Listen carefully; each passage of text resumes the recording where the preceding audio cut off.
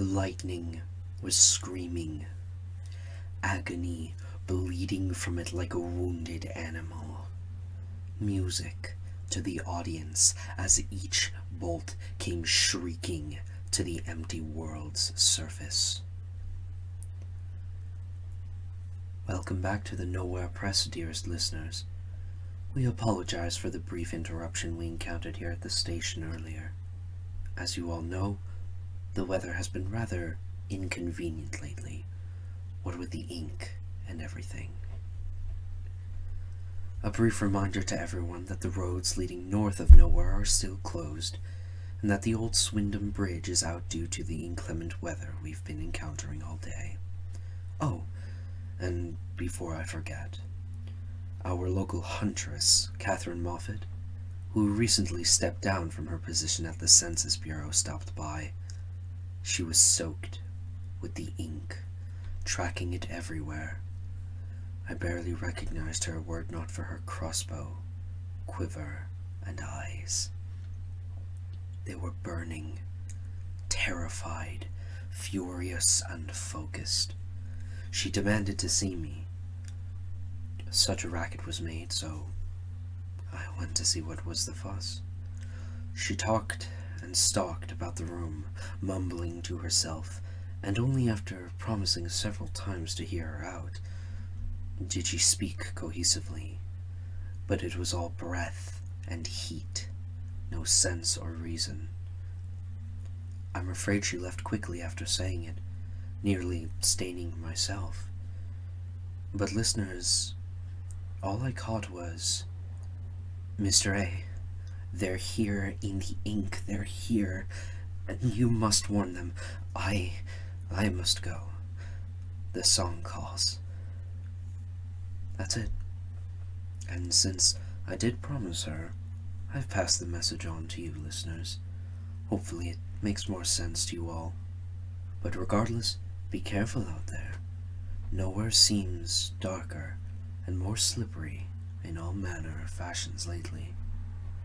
Speaking of things dark and slippery, our local astrologers and astronomists up at the Concord Fall Observatory have noted an unusual pattern in the void above. A series of what appear to be stars aligned in the shape of jellyfish. As usual, the normal debate broke out, one side claiming it to be some sort of omen, the other saying it's just a natural phenomenon occurring. Astronomers are so superstitious, aren't they? Either way, we may be in for some interesting astrology readings, and possibly listeners, another call of the constabulary up to the observatory.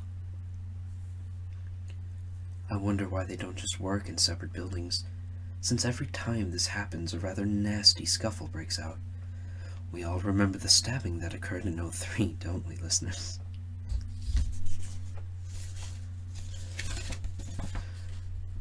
Well, but that's enough reminiscence. We have a short to get to. Today's short comes to us from Lieutenant Nelson Kent, a veteran from the '93 campaign, I believe. The short is titled, "Sometimes I Dream." Sometimes I dream, and the world seems to follow me. I don't mind having the company, as we seem to go off for some time. A peace I don't know anymore, a solitude I don't recognize, a friendship I can long for, or a love I hope to know. It cracks me, a shatter deep inside. I would stay within and smile, but the wind starts changing, and the dream soon follows. I weep, as I have no more breath to scream with. It shatters from without. Please, a moment longer. It leaves me. The dream ends. I breathe in and blow away the fantasy. Why does it go where I cannot follow? And where does it leave now?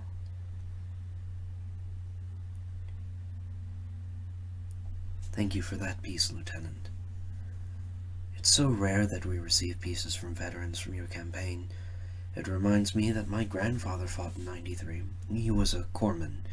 He told me that he had never seen so many feathers and horns on the ground. We thank you and all soldiers for your brave service, Lieutenant, and we hope that such Oh dear. I apologize, listeners. I have been informed by station management that my reminiscence of old stories from the war could cause rather unfortunate memories to pop back up, and that by the order of the Forsaken Parliament I should never bring up the campaign of 93 ever again. Right. Moving on then. Traffic all over Nowhere has come to a standstill as the roads have become so saturated with ink that it is nearly impossible to tell where the lanes divide, or even if they have ever been divided at all. We have reports coming in that there have been several accidents across our home, including on Castle Street, on the corner of Maximilian Boulevard and Corrigan Avenue, and on Morningside. However, as first responders arrived on scene, no one was to be found in any of the vehicles, just inky stains slathered across the inside of their windows, blotting out the word and the world from view.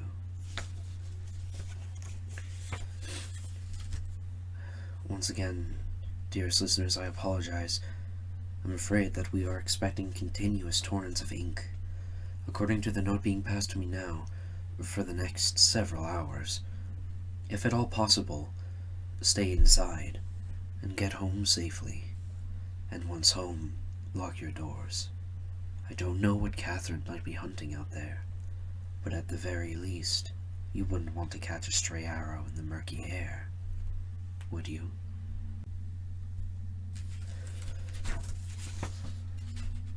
Oh, how curious. Take a listen to this, Nowhere. We've just received reports that some of you have seen an unmarked steam engine operating on the 77 Teal line, which has of course yet to be reopened to the public, due to, according to trusted conductor Dermot Vanderhill, unforeseen consequences. If these curious reports are in fact true, then Dermot, you may have a runaway train on your hands. The report states that the steam engine has 30 cars, which all appear to be fully loaded with passengers, fully lit, and runs the course of the 77 Teal line, but never stops, disappearing somewhere between the Torrent and Charles station, and reappearing somewhere else, on the line. Nowhere has never had a phantom train before, but if these reports become confirmed by officials, we may be looking at a severe issue. The Spirit Society would need to train a new branch of conductor exorcists, not to be confused, of course, with the orchestral conductor exorcists, which were founded 30 years ago to combat the dreaded haunting of Eric's, better not bring it up. We all remember the accursed tune. Some of us still wake up in the dead of night humming along.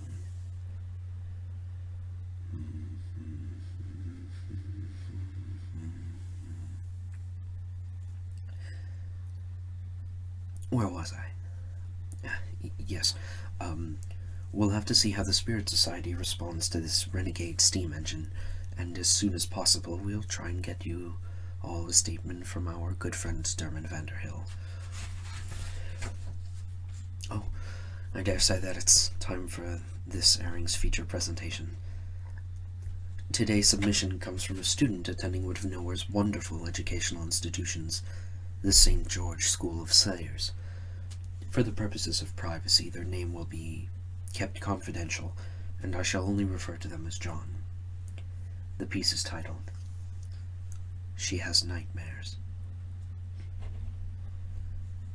You lay in bed halfway around the world trying to sleep. I sit right next to you halfway around the world trying to keep you safe.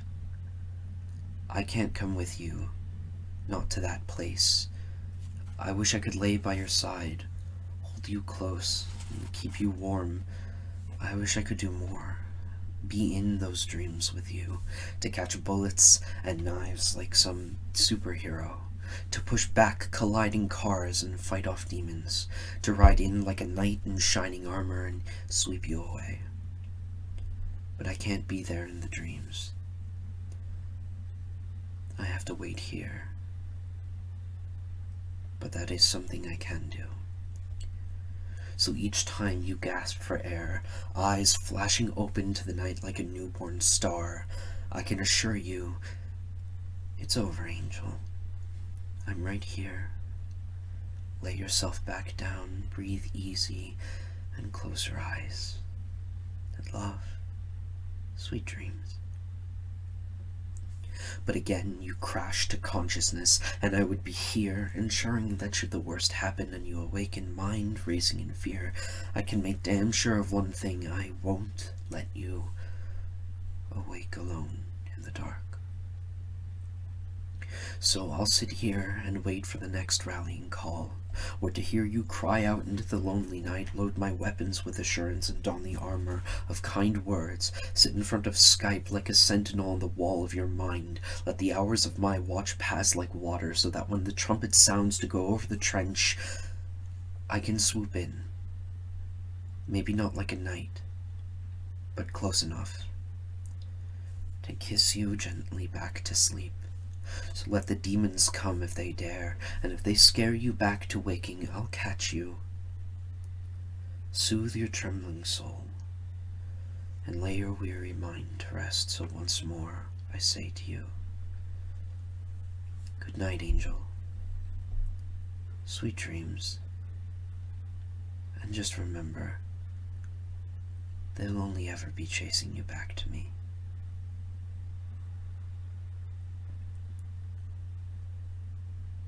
It's a terrible feeling, listeners, knowing someone you care about needs you, and knowing you cannot help them. John, I sympathize with you wholeheartedly.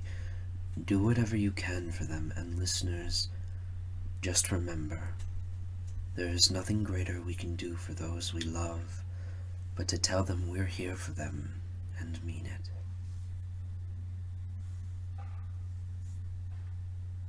Thank you for the submission, John, and feel free to continue to send them in. We always love follow-up pieces. It is still raining. I can hear it just beyond the walls. A thick slurry of mud and ink washing all around us. Messy, beautiful ink. How often we find ourselves ignoring it. I can hear thunder in the distance, a loud groaning clap from the oily sky. Perhaps for once, listeners, as you lie your head down to sleep, take a moment and listen to the ink. Perhaps spill some yourself if you feel so inclined. Who knows? Perhaps you could spill a storm for us all to share in. That's all the time we have for today, listeners. I wish you all clean paper to dirty and lightning in your fingers. I've been your host, Mr. Astarte, and if the raining ink feels lonesome and cold, know that somebody, somewhere in nowhere, is also listening. Good night.